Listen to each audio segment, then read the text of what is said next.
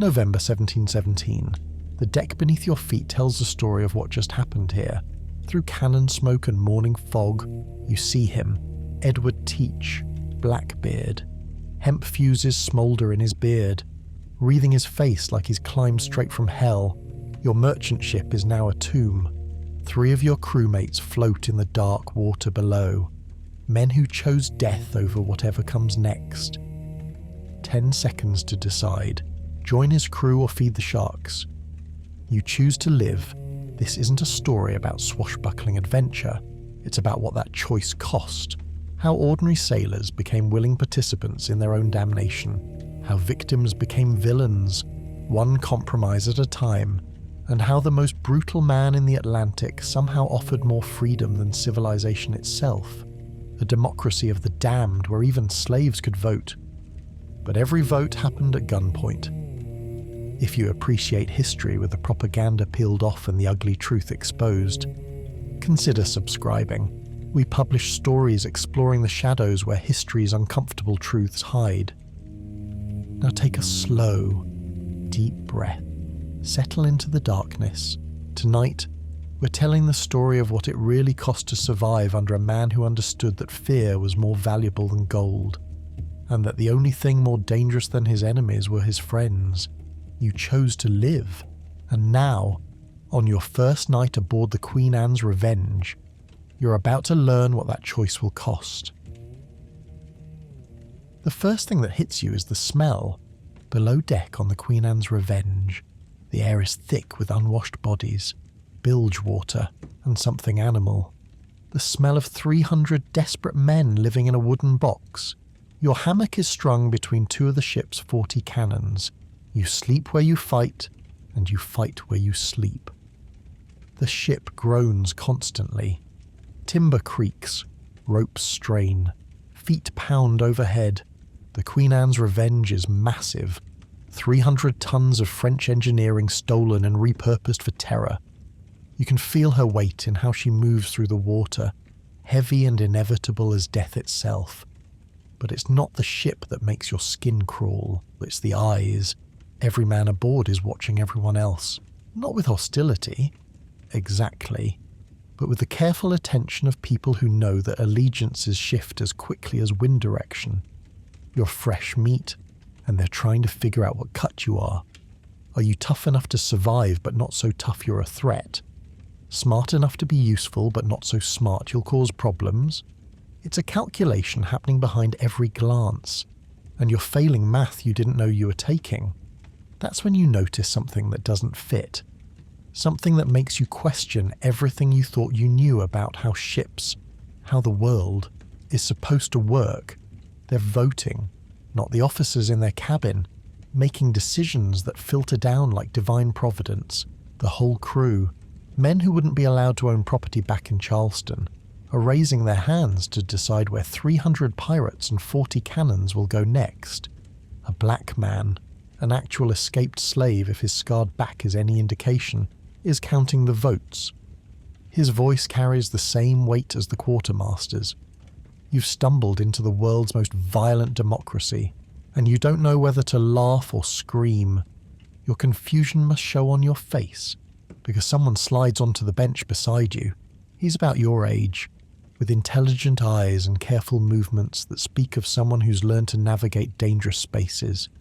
His skin is dark, his accent suggests the Carolinas, and when he passes you a tin cup of rum, you notice the brand on his thumb, the kind they use to mark runaways. His name is Samuel, and over the next hour, sharing that harsh rum that burns your throat and makes your eyes water, he explains the impossible reality you've fallen into. This is how it works. The captain, Blackbeard himself, is elected. He can be voted out any time the crew loses faith. Every man aboard signed the ship's articles, a contract that guarantees an equal vote in all major decisions: where to sail, which ships to attack, how to divide the plunder. One man, one vote. Even you, pressed into service not 12 hours ago, will have a say equal to men who've sailed with Teach for years. The rum tastes like freedom and tastes like poison, and you can't tell which is which anymore. Samuel sees your expression, the dawning realization fighting with revulsion, and his laugh is bitter as black coffee. He leans in close, his voice low enough that only you can hear over the constant groaning of the ship. He tells you something that rewrites everything you thought you knew. This ship, this floating hell that reeks of death and desperation, is the only place in the entire Atlantic where he's a free man, not just free from chains, but free to speak, to vote, to bear arms, to claim an equal share of whatever they take. The British Empire offered him bondage. The merchant ships offered him slightly prettier bondage. Blackbeard offered him a vote and a gun. The moral mathematics, he says, aren't even close. You want to argue. You want to point out that you're all slaves to a madman who lights his beard on fire. But then you remember your last captain, the one who had you flogged for spilling tar on the deck, who cut your rations to increase his profit margin, who worked men to death and replaced them at the next port like they were rigging rope. You remember having no say in where the ship went, what cargo it carried, whether you lived or died. You remember Charleston, the great city that begged for medicine rather than fight. And here, on a ship captained by the devil himself, they're asking your opinion. The contradiction makes your head spin worse than the rum. You're experiencing something that shouldn't exist, a brutal egalitarianism, a democracy of the damned. Every instinct tells you this is wrong. But Samuel's words burrow into your brain like woodworms. If the most violent man in the Atlantic offers more freedom than civilization, what does that say about civilization? That night, strung up in your hammock between those cold cannons, you lie awake listening to the ship breathe around you. Men snore, talk in their sleep, shift restlessly in the close quarters. Someone's crying quietly. New recruit like you, probably. Someone else is praying in Spanish. The rats continue their endless scurrying, and somewhere above, footsteps pace the deck in patterns you'll eventually learn by heart. You think about the vote you witnessed, about Samuel's scars and his strange freedom, about the 3 corpses you left floating in your wake this morning, men who chose death over this incomprehensible life. Were they the smart ones? Or are you about to discover something about the world, about yourself, that you can never unknown? The Queen Anne's Revenge rocks you towards sleep, this cradle of contradictions, this floating paradox where murderers vote and slaves count ballots. Your last thought before exhaustion claims you is that you've traded one master for another. But at least this master asks your opinion before he damns you. You think you understand the system now, the votes of the shares, the strange equality of it all. You think you've found your place, and then you see Blackbeard at work, and you realize you understood nothing at all. 3 weeks into your new life, you witness your first transformation. It starts before dawn. The lookout has spotted a sail on the horizon, a merchant vessel, fat and slow, probably loaded with sugar from the Caribbean. The kind of ship you used to sail on, the kind of ship where men like you right now are just waking up to another day of honest work, never knowing death is coming with the sunrise.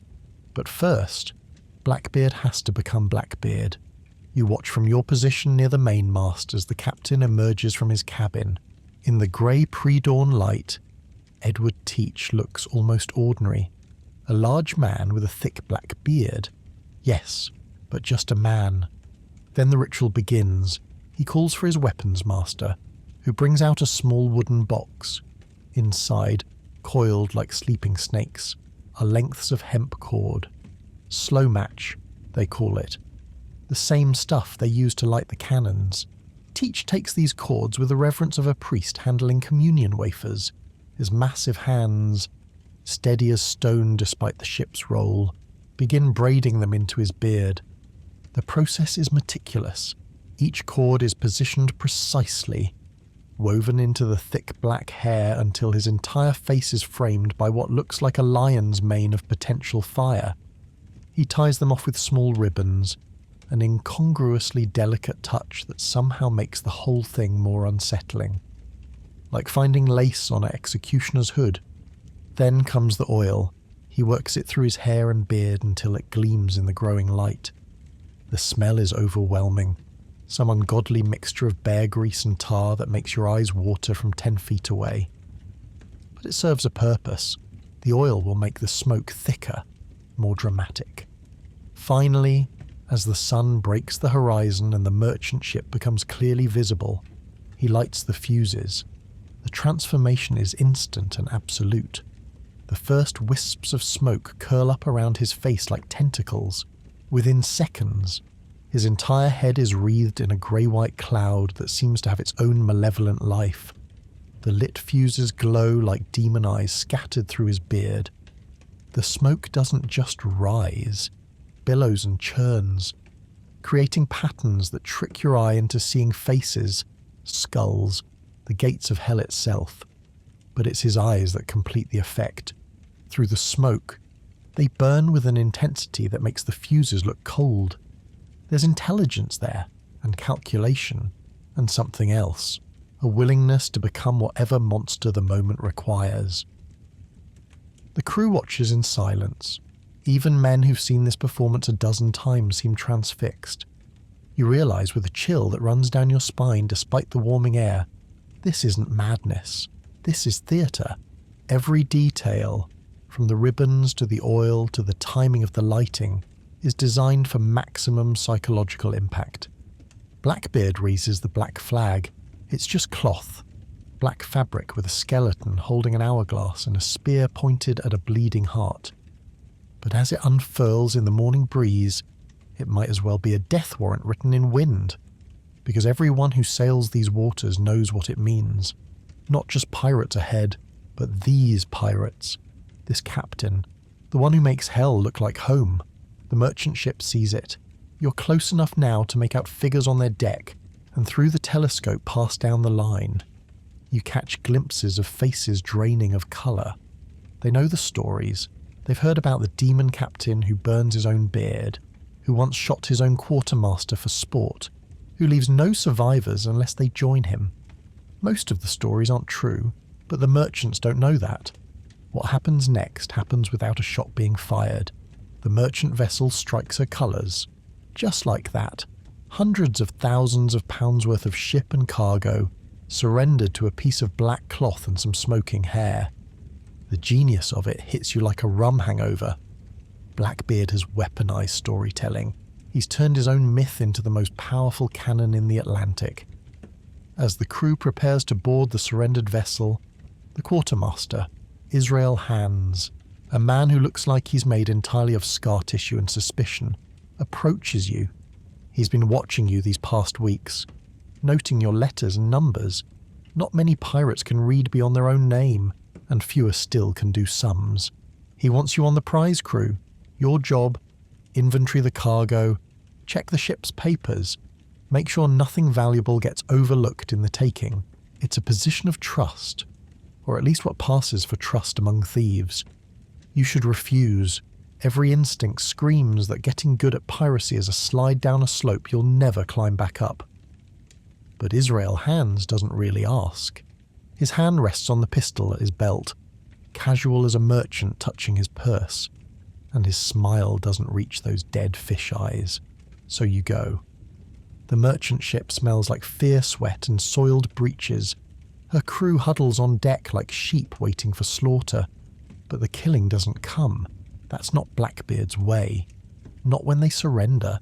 Instead, there's a strange bureaucracy to the whole thing. Men who look like they should be cutting throats are instead making neat piles of goods.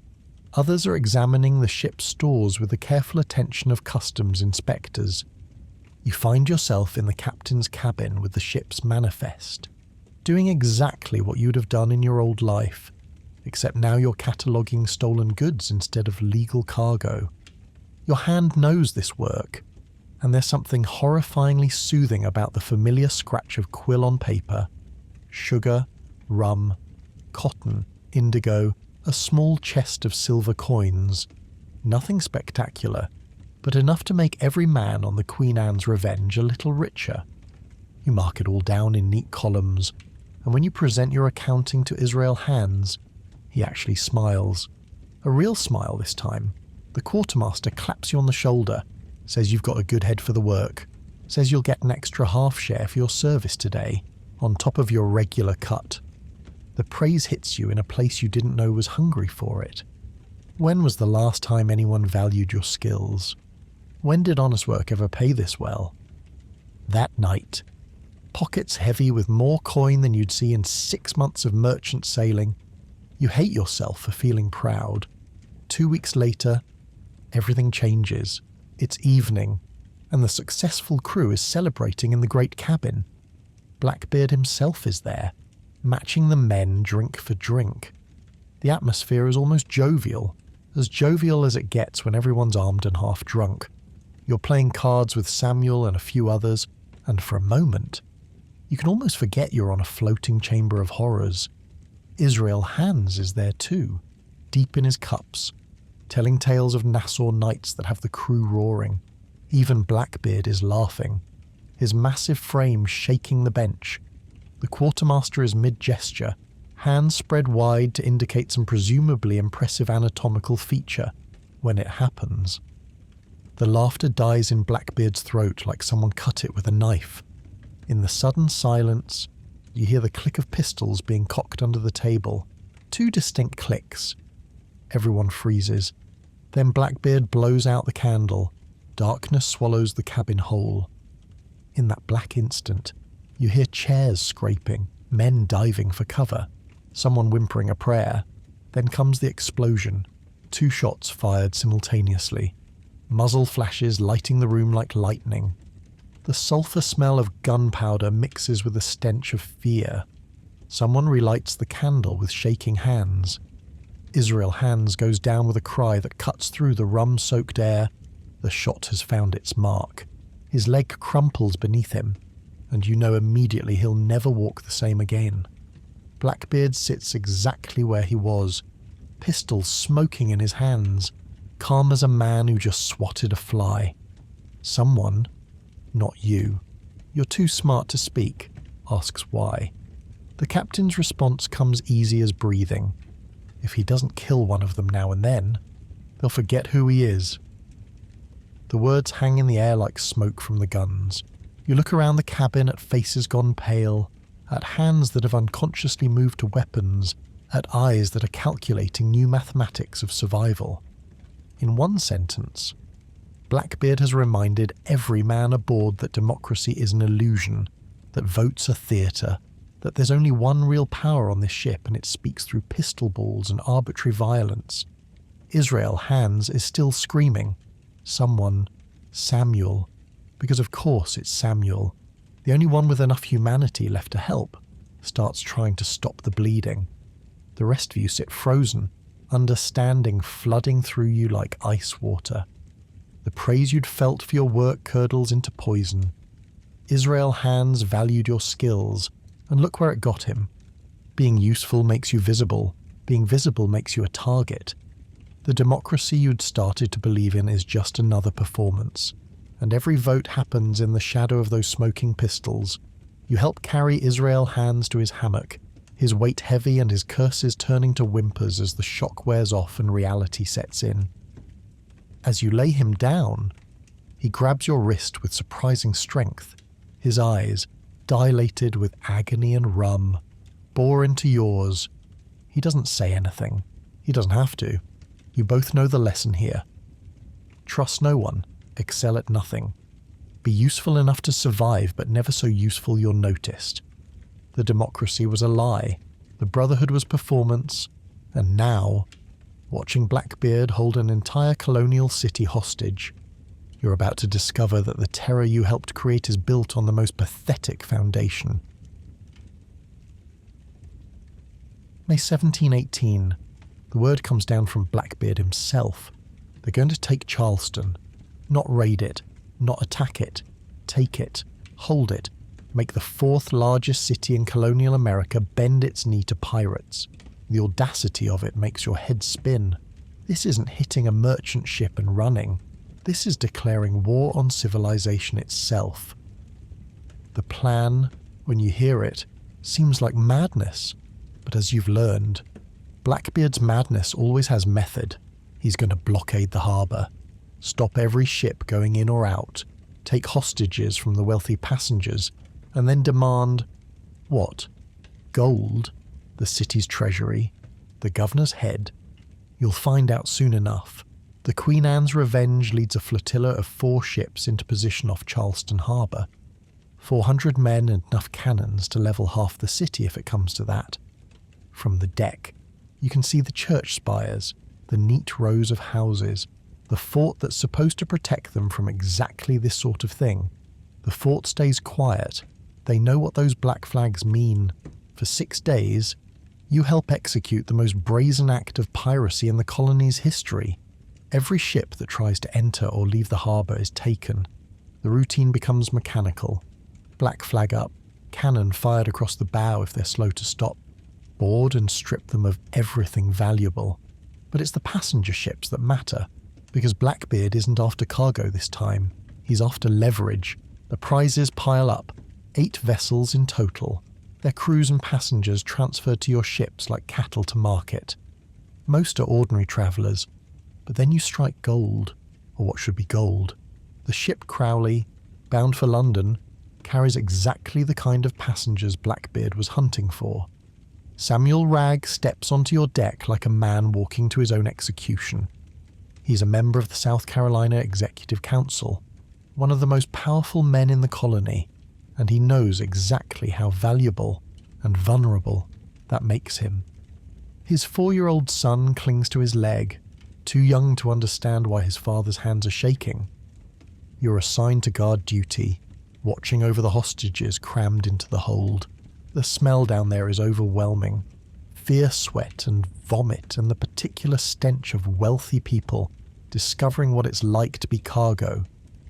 Wragg tries to maintain his dignity, keeps telling his son stories to calm him, but you see the terror in his eyes every time footsteps approach. On the 3rd day, Blackbeard sends his demands to the city. This is the moment, the reason for all this elaborate theatre. Charleston will pay, or its leading citizens will hang from the Queen Anne's yardarm. You prepare yourself to hear a number that will make you rich beyond imagining. The city's treasury turned over, £10,000, 100,000. The demand, when you hear it, doesn't make sense at first. Medicine, that's it, that's all. A chest of medical supplies from the city's physicians, specifically, and this is whispered among the crew with a mixture of shame and dark humour, mercury treatments, salves, ointments, the kind of medicine you need when half your crew is dying of diseases caught in port. The mighty Blackbeard, terror of the seas, demon of the Atlantic, is holding one of America's great cities hostage for medicine to treat his dying crew. You're part of the boat crew that rose to collect the ransom. The chest, when it's delivered to the wharf by nervous colonial officials, is pathetically small. You've taken larger boxes of silver from single merchant ships, but you load it carefully, row it back to the Queen Anne's Revenge like it's full of precious gems. Back on the ship, you can't help yourself. When no one's looking, you crack the chest open. The smell hits you first, medicinal and sharp, the scent of mercury and sulphur and desperate remedies that rarely work. Inside are rows of bottles and jars, each one labelled with a physician's precise hand. Mercury ointments, guaiacum extracts, sarsaparilla preparations, the medicine of desperation for men whose bodies are failing them as surely as Israel Hand's leg failed him. You close the chest, but the image stays with you. The most feared pirates in the Atlantic, reduced to begging for ointment like desperate beggars. All that terror, all that power, and they can't even keep their own bodies from failing. The hostages are released, stripped of their finery but otherwise unharmed. Wragg stumbles back onto Charleston's dock in his underclothes, son in his arms, dignity in tatters but alive. The blockade lifts. Ships resume their passages. Charleston breathes again, but you've seen behind the mask, the demon beard, the smoking fuses, the reputation that makes grown men soil themselves. It's all covering for diseased flesh and desperate men. You're not serving some legendary figure. You're serving a man who needs medicine for his rotting crew. The revelation should make you feel better. It doesn't, because 3 days later, you're in Bath, North Carolina, and you discover that even pathetic pirates can buy the government. Bath is supposed to be civilization. There's a church, proper houses, even a few brick buildings that wouldn't look out of place in London. After months at sea, it should feel like salvation. Instead, it feels like watching a play where everyone knows their lines except you. Governor Charles Eden receives Blackbeard like visiting royalty. You watch from the edges as they dine together at the governor's own table. Eden, supposedly the representative of a law and order, laughs at Blackbeard's jokes, toasts his health with imported wine, discusses the troubles of maritime commerce with the sympathy of a fellow businessman, because that's what this is, business. The pardon Blackbeard received, one of those acts of grace meant to reform pirates, is just paper covering a much uglier arrangement.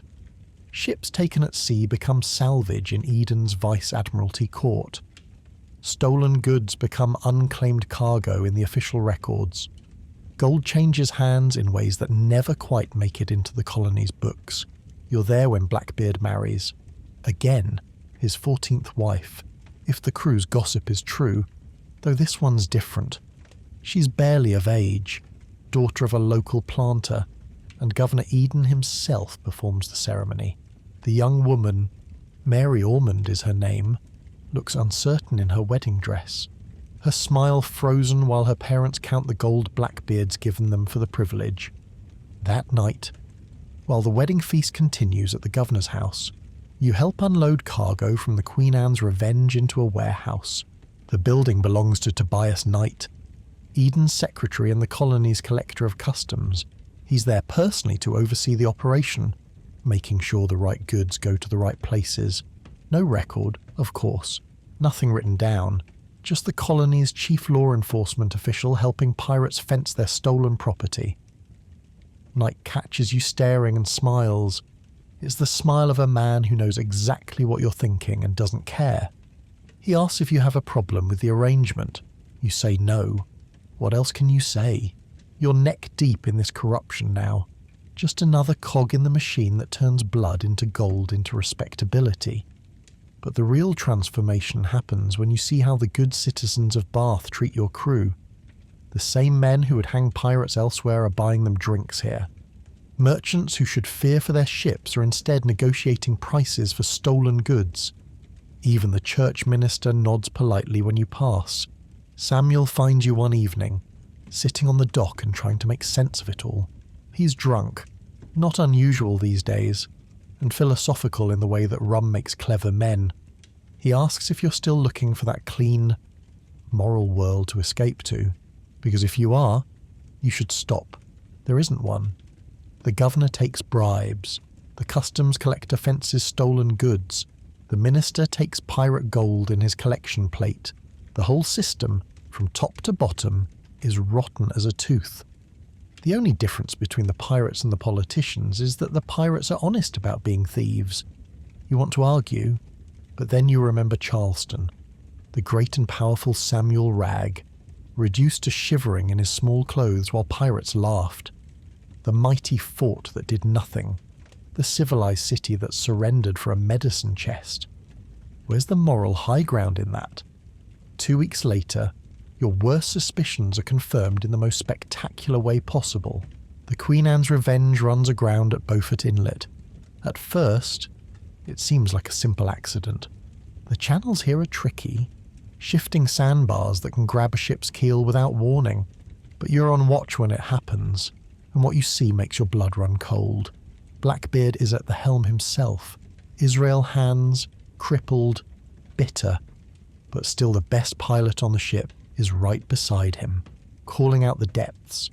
These are waters they know like their own scars, and yet somehow, impossibly, they put the Queen Anne's Revenge square onto a sandbar at high tide. The Adventure, following close behind, runs aground too. 2 ships, 400 men, fortunes in stolen goods, all stuck fast. That's when you know this is no accident. You watch Blackbeard's face as the crew scrambles to save the ships. Where there should be fury, there's calculation. Where there should be desperation, there's satisfaction. He's already giving orders. But they're the wrong orders. Instead of trying to float the ships off, he's organising the transfer of very specific cargo to the smaller sloops that are still free.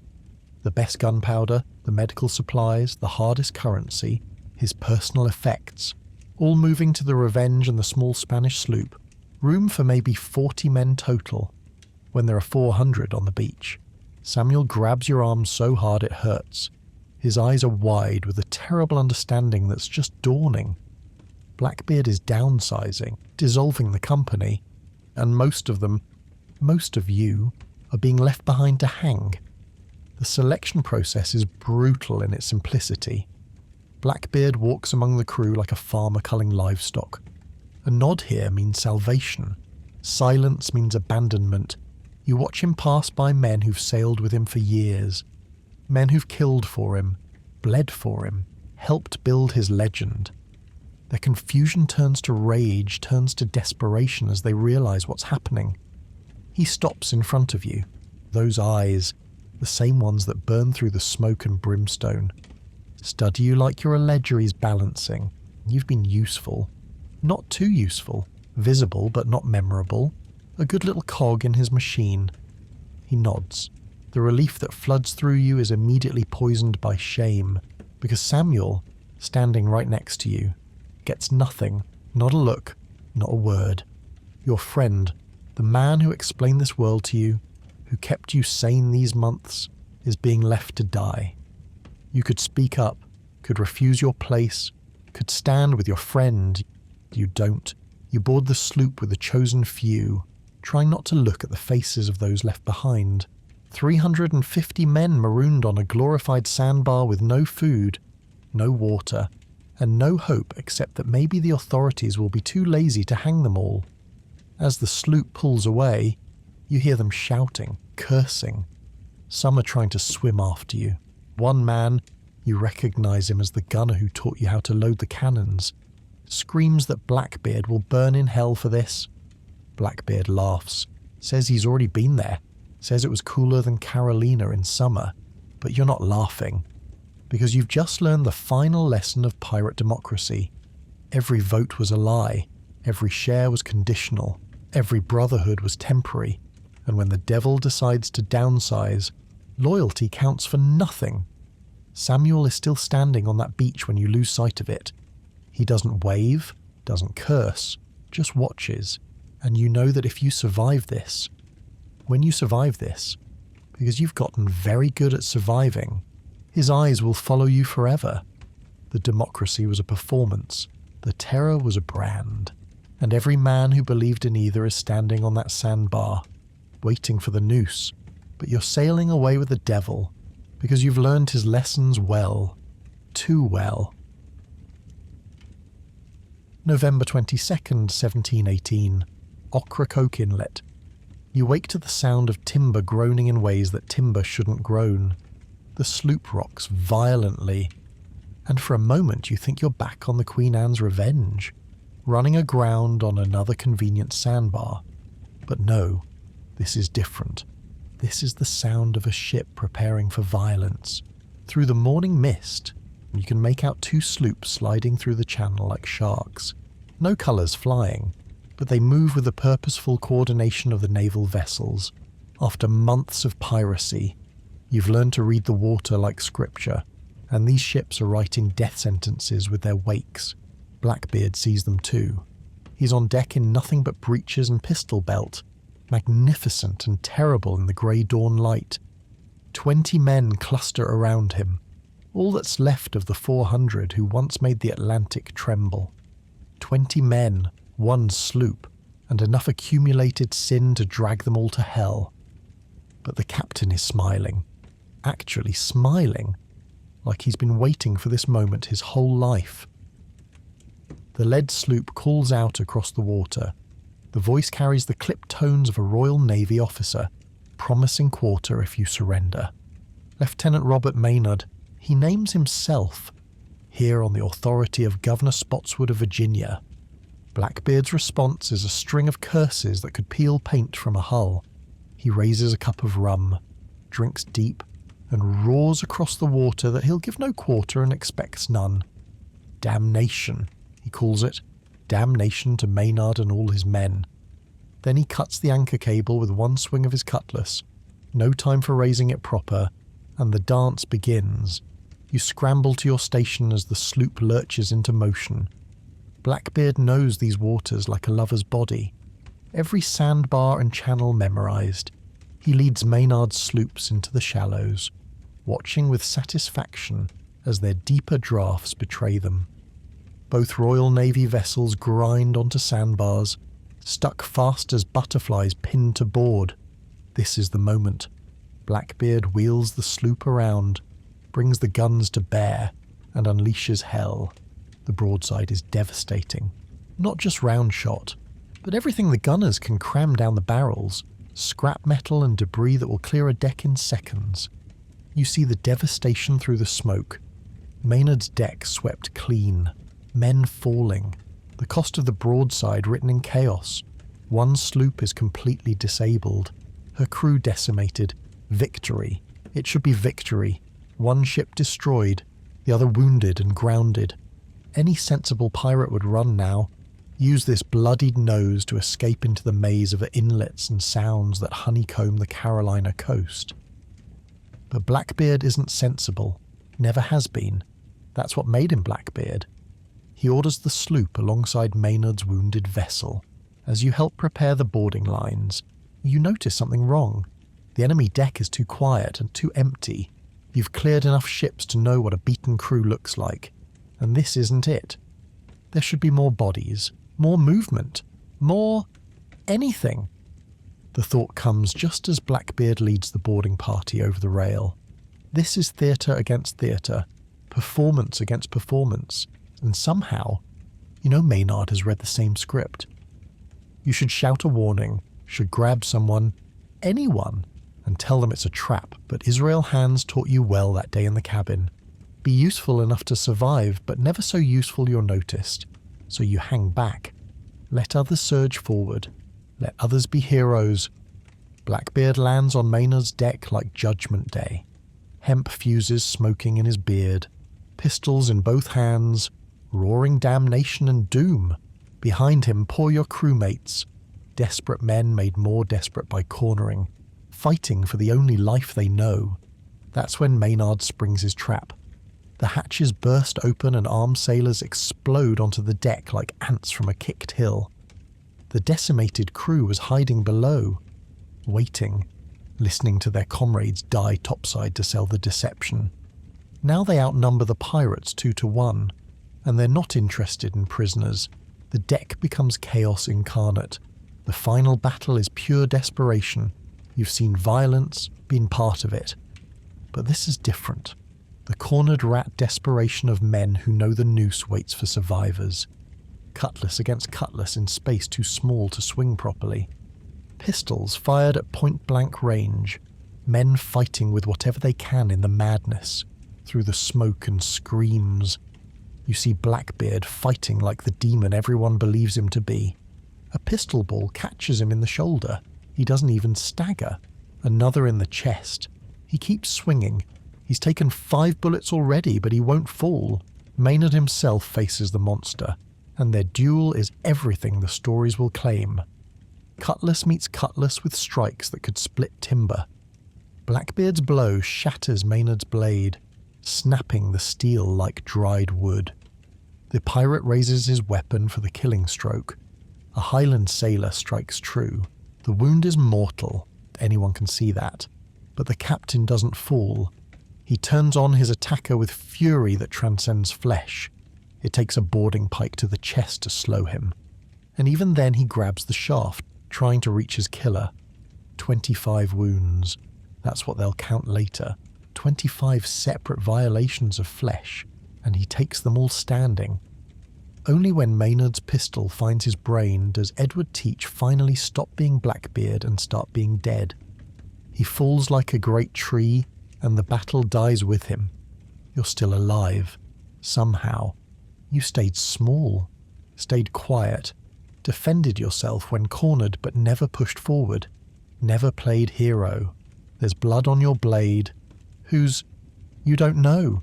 There's powder burn on your face from someone's missed shot, but you're breathing, and in the sudden silence after slaughter, that's all that matters. The chaos claims Samuel before you fully process what's happening. One moment he's beside you, the next he's down. By the time you register his fall, it's already too late to help. That's what you tell yourself. That's what you'll keep telling yourself. Around you, the few surviving pirates are being disarmed and chained. You drop your cutlass before anyone has to ask. You know how this dance goes. You've been practicing for it ever since that night Israel Hands bled on the cabin floor. Samuel would have fought to the end. Samuel would have died beside his captain, believing in something. But Samuel is feeding crabs at Beaufort, if the authorities didn't hang him first. You're here, alive, because you learned Blackbeard's lessons better than Blackbeard himself. Never be too loyal, never be too brave, never be too anything except alive. They line you up on deck with the other survivors, 7 of you, out of 20 who boarded. The rest are dead or dying, like casualties of a battle that ended as violently as it began. Maynard walks the line, studying each face, deciding who's worth the trouble of a trial. When he reaches you, his eyes narrow. You're not like the others, scarred veterans with piracy written in their flesh. You still look like what you were, a merchant sailor who made a choice that wasn't a choice on a foggy morning a year ago. He asks your name, your real name, not whatever alias you've been using. You give it.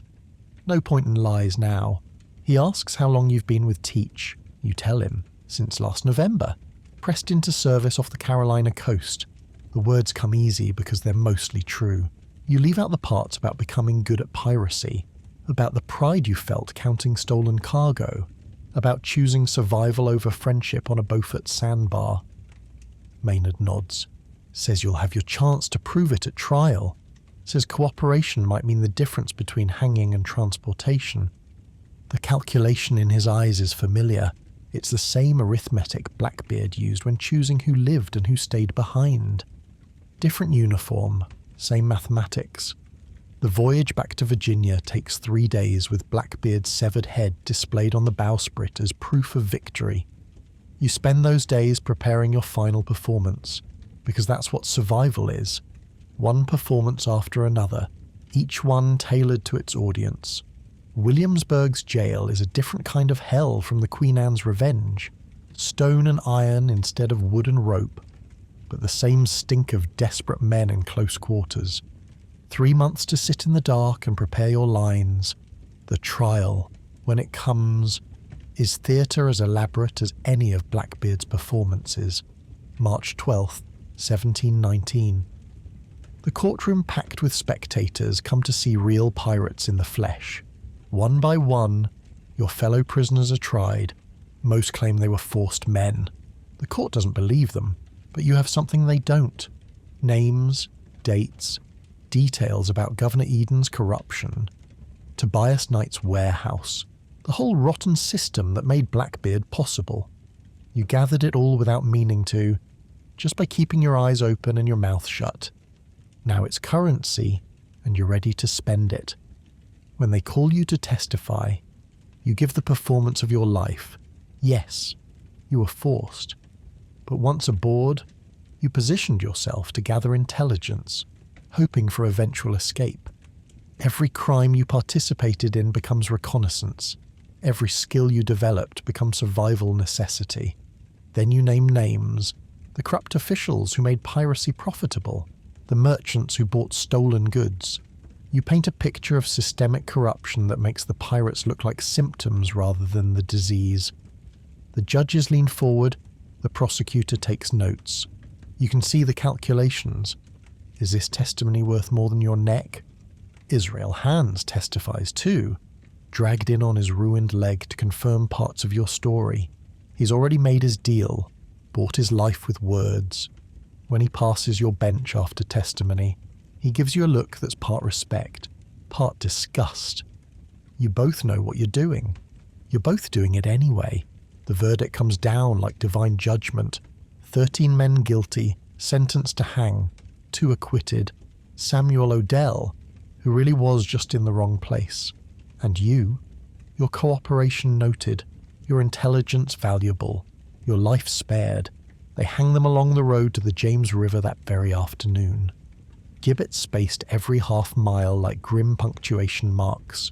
You follow the procession, not from duty, but from some need to witness the alternative you escaped.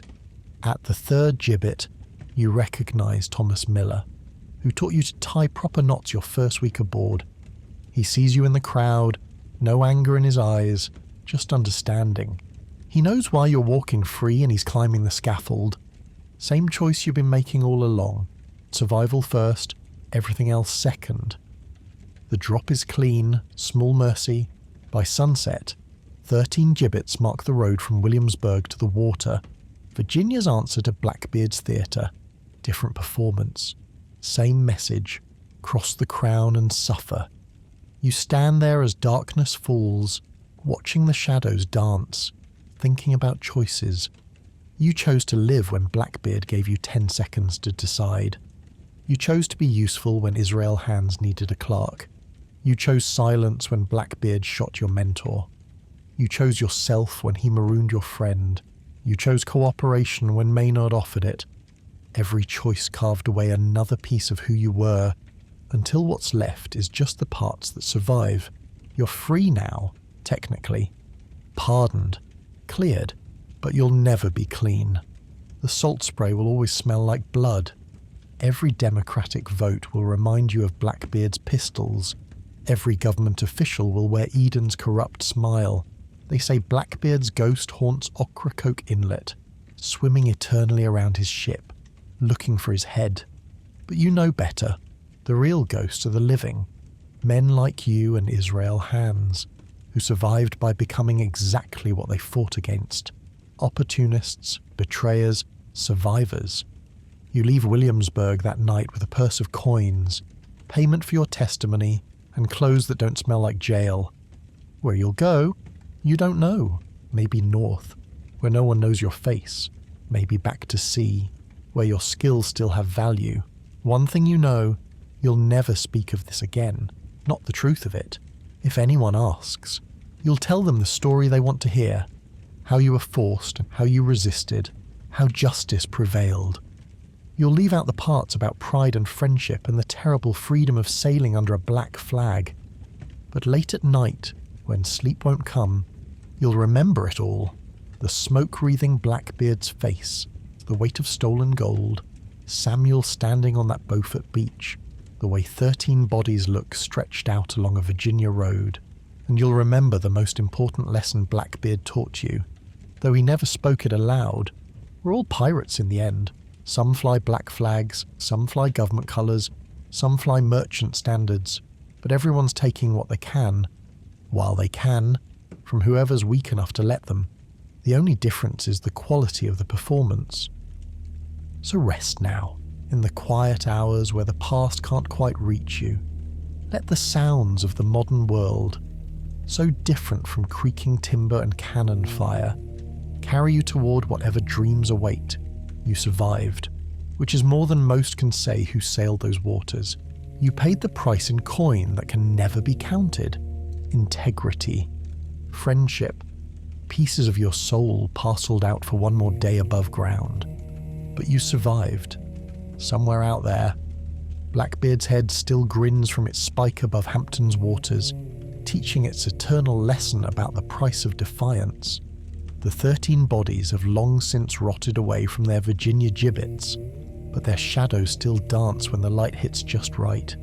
And you disappeared into history's margins, another nameless survivor who chose breath over honor, tomorrow over today. Was it worth it? That's a question for daylight hours, when moral mathematics seem clearer. Tonight, just know this. You lived through one of history's strangest chapters, where democracy and tyranny danced together on blood-slick decks, where freedom came at cutlass point, where the most honest men were thieves and the most corrupt wore crowns, You learned that survival is just another word for knowing when to betray, when to bend, when to break. You discovered that everyone, pirate and governor, saint and sinner, is 3 missed meals away from barbarism. And you found out that sometimes the only choice that matters is the one between joining the monsters or feeding the fishes. So close your eyes. Let go of the weight you've been carrying since that foggy morning in 1717. The man you were before Blackbeard is as dead as the captain himself. The man you became is a ghost of compromises and calculations. But the dreamer, the one who rests now in safety no pirate could ever truly know, that person is eternal. Rest now, survivor, rest, and leave the dead to sail their phantom ships through history's darker waters. You've earned your peace, even if you paid for it with everything else you had to give. The devil got his wage in blood and legend. You got yours in silence and forgetting, and perhaps that was always the choice that wasn't a choice at all.